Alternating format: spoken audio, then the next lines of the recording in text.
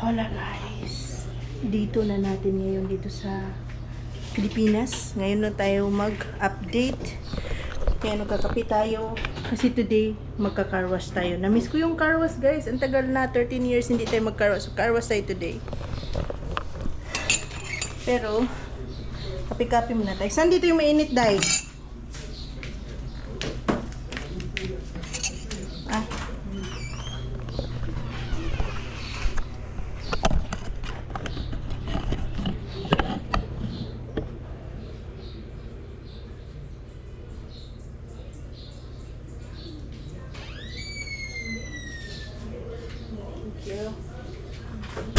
Kape.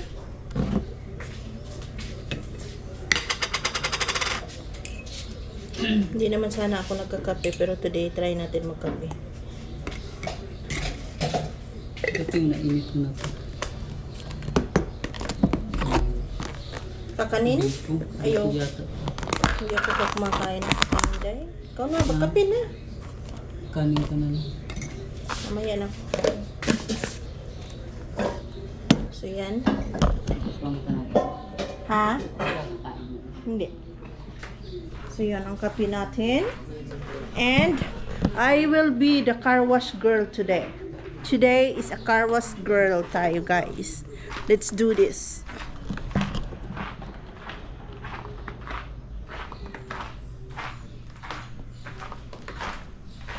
Tapos yung alaga natin na pusa.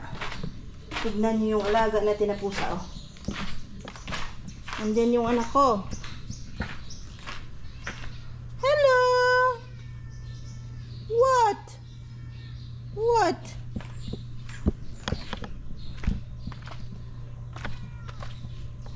Yes, love? Yes, love? What? What? What? You don't need to cry. I am here with you, love. I am here. Mama is here. Oh my goodness. Okay. Bakit ganyan yung mga balahibo mo, love? Kailangan natin talaga magpabit. Oh, stress ka na ba? Stress na ba yan? Hindi ka na ma-stress, love. Kasi hindi naman kita kinulong na eh. Hindi ka na sa labas. So, galagala ka na. Kagalagala ka na, love. You are my sweetheart. You know that you are my sweetheart.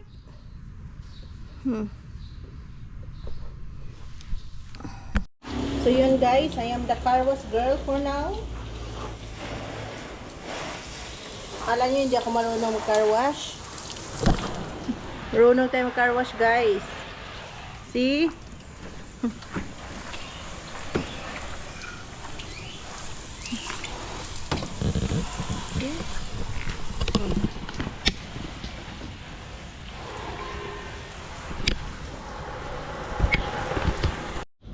So yan guys, car wash tayo. Car wash tayo. Kala nyo hindi ko alam car wash. Kaya natin to guys. Ginagawa ko to dati. Kasi yan, gusto ko tong ganito. Yung magbabasa ng tubig.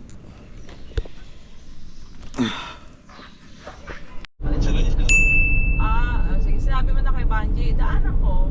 Bukas ng umaga. Oo, kahit bukas ang umaga. Bukas ng umaga. Teka, sila ba yung gumawa din ng bintana? Ayun, pinadalan ko ng ano. Hindi. Sa Yero sila, si Banji. Sa bintana, si Jeneline. Hindi, saan ko pupuntahan si Banji? Doon sa ano? Isang Mateo, nakakita ka na rin ba? Parang hindi pa. Sa puro pagkanan mo lang mo yung batas sa San Mateo. Tapat ng Pure Gold. Kakanan.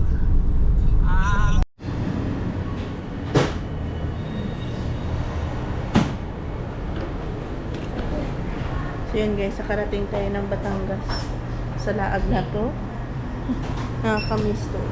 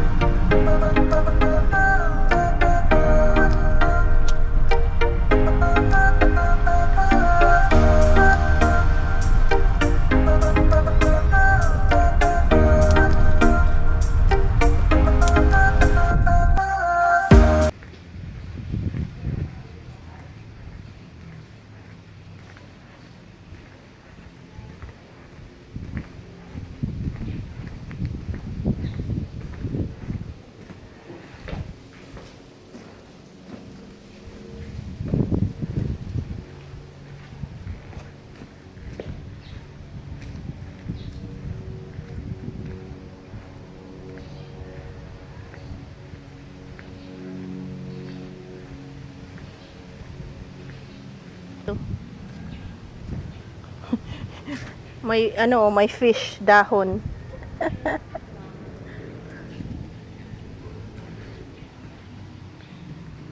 Ang ganda ng feelings pag ka dito.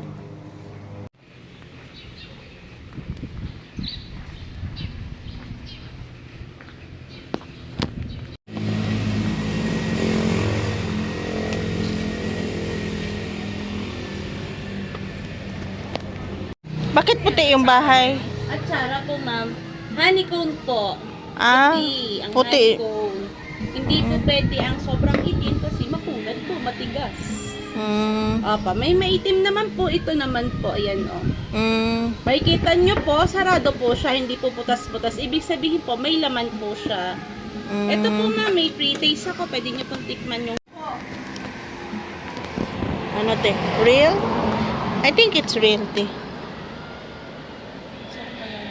Wala po siya ma'am expiration. Saan Eh, ito? Opo, pati atsara, honey po. Lahat po ng honey namin ay raw. Yan po. Pero, madali, pwede nang gamitin. Opo ma'am, pwede po. Once na na-harvest po na ibote po is pwede na po ma'am. Lagi na-harvest naman po. Hindi po ma'am na-process ang honey. Kasi lang po ma'am. Wawala mga enzymes ng honey. Ang ganyan po ay 300. Puro po kasi ma'am.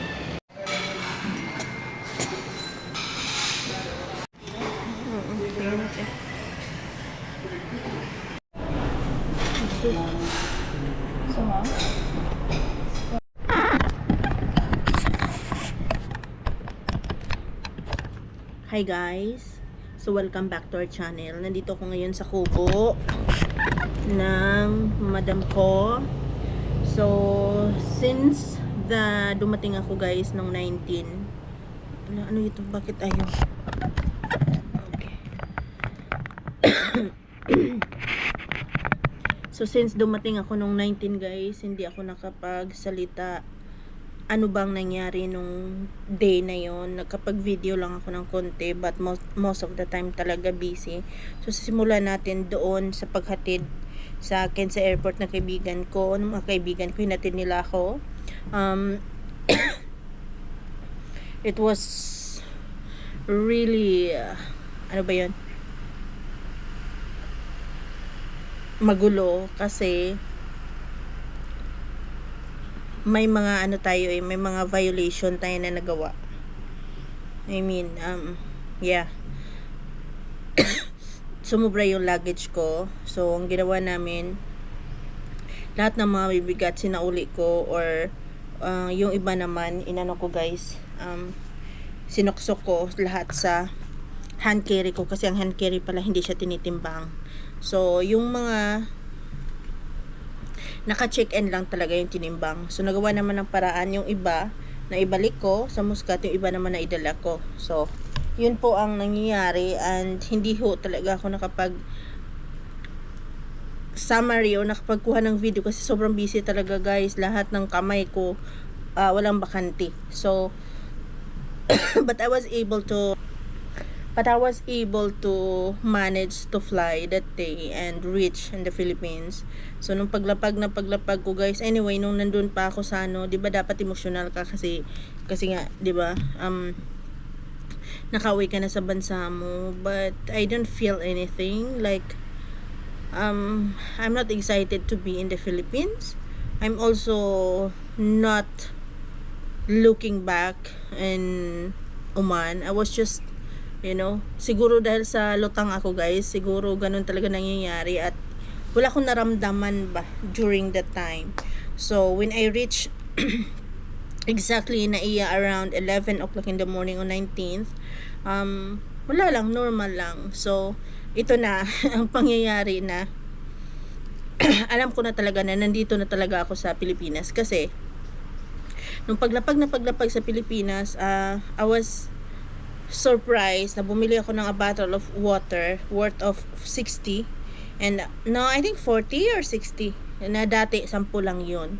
So nung iniwan ko 10 lang, and then when I bought as 8 ounce of bottle ng water, it was like 40 and 60 yung 8 ounce na cola na can. So I was really surprised, like what? Ganito na ba talaga kamahal? So doon pa lang doon pa lang talaga nagsisingkin sa akin na nangyayari na, oh my god, I am in the Philippines already. So prior to that, lumabas na ako ng airport, kumuha na naman ako second ko guys, na naramdaman ko talaga, actually I'm in the Philippines. Kasi nung nag-book ako ng taxi na wala naman akong alam, akala ko meter mas makakamura ako doon, hindi pala. Ang Grab mas nakakamura pala ako. So I used to do meter kasi parang binuyo ako ng laki. Ito meter tayo ma'am, tag 10 per meter. So ang akala ko kasi meron siyang number dito sa kabila at parang, oh yeah, number na nagra-run. Tapos dito sa kabila, number din na parang cost. So sabi niya, don't mind the cost, let's focus on the number. So ang akala ko yung number na nakalagay ito, yun yung total bill ko na, which is around 200 something. So akala ko yun lang bill ko guys. Parang natuwa ako ba. Sus guys, no, pag minultiply na pala ng 10, umabot din ng 2,500. So I was like, wow. Diba? From airport to Batasan, it's just like 30 minutes away and I was paying 2,500. So number 2 yun na naramdaman ko, oh my god, I'm in the Philippines already. So after nun guys, na dumating ako, nakarating naman ako dito ng maayos sa bahay ng amo ko, and welcoming naman siya, sobrang bait ni madam sa akin until now. Parang feeling ko talaga they're just a family. Madam make me feel like just I'm not other people. So yun, hanggang sa ngayon dumating ako, parang 3 days guys na lutang pa rin ako, hindi ako nakakatulog. But these days finally I had good sleep. Last night also parang nanibago na naman ako, hinahanap ko na naman yung tulog ko. So paiba-iba yung tulog ko guys. And this one hello my sweetheart. So yan siya ang dahilan kung bakit na-stress ako at hindi ako makatulog ng ilang araw. Kasi meron pala siyang quarantine guys na 30 days na ninote doon sa NAIA nung dumating siya, which is I'm not aware of it. So buti na lang, as in na-stress ako ng bongga. Dami kong mga director na tinatawagan, iba't ibang ahensya na tinatawagan na to allow me to travel with my cat. Kasi syempre sino naman mag-alaga niyan dito? Wala guys. So dami-dami ko talagang ahensya na tinatawag, until finally nag-grant yung request ko. Binago namin yung quarantine place niya, which is dito dapat sa Manila yung quarantine place niya. Sa note ititing ko yung note kasi nakalagay dyan, he will be having a quarantine inside Metro Manila or NCR. So hindi naman tagalaga ako taga dito guys. Ang mali kasi noon, so take note for you, baka later of this episode, no, gagawa natin episode kung paano nyo ba madala yung Pilipinas, sa mga don'ts at saka mga awareness bago nyo madala yung mga pet ninyo dito sa Pilipinas. So ang dami-dami kong pinagdaanan ni Leo guys, but you know, God is great. Kasi of something that you wanted to to pursue or to get, you know, just be patient. So I was tested, my patient was tested, but he never give up. I never give up guys. I just focusing how to deal this and how to make it. So I got all the papers and approval that he's going to travel with me, and they were changing the, what do you call this one, quarantine. So quarantine guys, why? Because it's really needed. I don't know, I don't get the point actually, because when you say quarantine, it means the person or the animal should be quarantined on that place and nobody should take, right? Kasi baka may sakit siya. So paano naging quarantine yun kung ipapadala mo sa tao? 'Di ba? It's nonsense at all. So I don't know what happened to this agency, ahensya ng gobyerno, kung bakit ganun sila. Wala na ako doon. Basta importante ipadala ko ng maayos yung alaga ko, maiuwi ko at makauwi ako, yun lang. So yun guys, ilang agency ng agency yung nilapitan ko, but finally they grant my request. I got today, just today, na hindi ko natutulog ng ilang araw. So today I got the approval na pwede ko siyang i-travel by sea. So kanina kumuha na ako ng ticket guys, meron akong ticket. So total 1 week lang ako dito sa Manila, which is dapat 1 month because of the quarantine. But thankfully Lord is good. Ang tulungan niya ako. So yun lang naman ang chika ko guys. Maybe in the next episode titingnan natin kung paano ko ba nadala si Leo sa Pilipinas. Gagawa natin to ng video guys para sa mga tao na manunood na gusto din dalhin nila yung alaga nila Pilipinas, na dapat lang naman talaga guys, kung ayaw nyong responsibilidad from the first place, never take any responsibility sa mga animals or sa mga pet nyo, kasi may mga buhay din yan, as I said, you know. So yun lang naman guys, mamaya yun lang muna yung chika natin. So 4 days nakagala ako, nakabili ko ng ticket, kumain ako ng maraming sumay kanina guys. So yun lang man yung chika ko guys, since umalis ako, dumating ako, and I was so thankful doon sa mga kaibigan ko, Catherine, Jenny, sino ba yun, Mr. Khaled, who brought me in the airport and never leave me until I was on the board. I was on the plane already. So I was so thankful with them. They're very patient to me.